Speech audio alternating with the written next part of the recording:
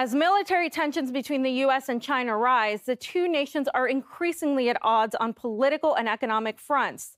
For a long time, Washington has claimed that China has been hacking valuable American technology in attempts to undermine U.S. national security. Now Beijing has pushed back, saying that Washington is the one guilty of targeting China via a series of illegal cyber attacks conducted by the notorious National Security Agency.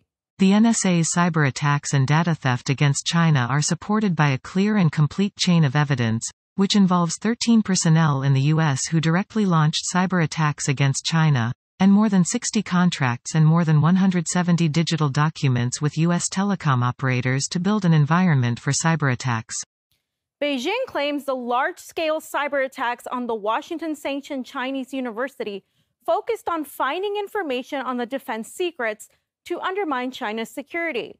According to the National Computer Virus Emergency Response Center, the university reported computer break-ins back in June and said the center, working with the commercial security provider Qihu 360 Technology, was able to trace the attacks to the NSA, but did not specify how. According to the university, the hacking did not result in any significant data leak, but China demands an explanation. Beijing says the phishing emails targeting the university are yet another example of the U.S. government's cyber attacks.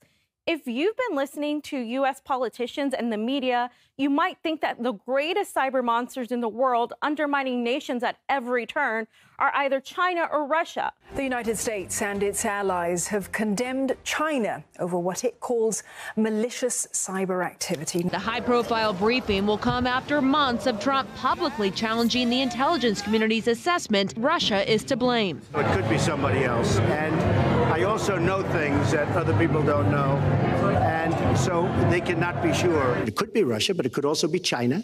Your report tonight lifts the veil on a kind of invisible war, China unleashing its full spy power on American power grids and the wealth of American manufacturing.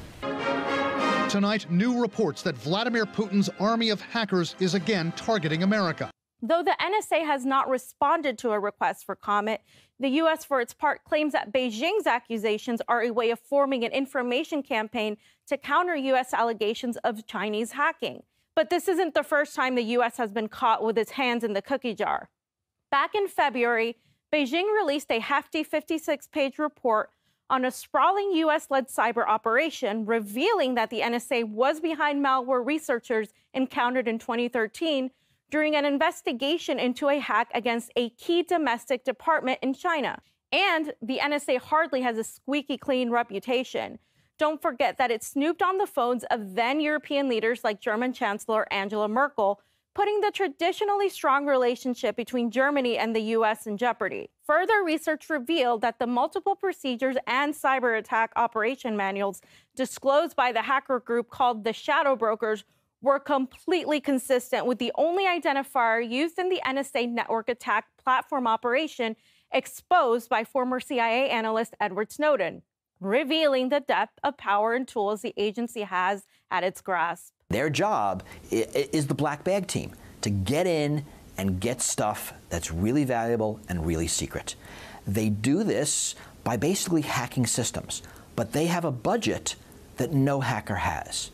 So the idea that the U.S. has its hands clean, a claim it's been weaving for years now, simply doesn't hold any water.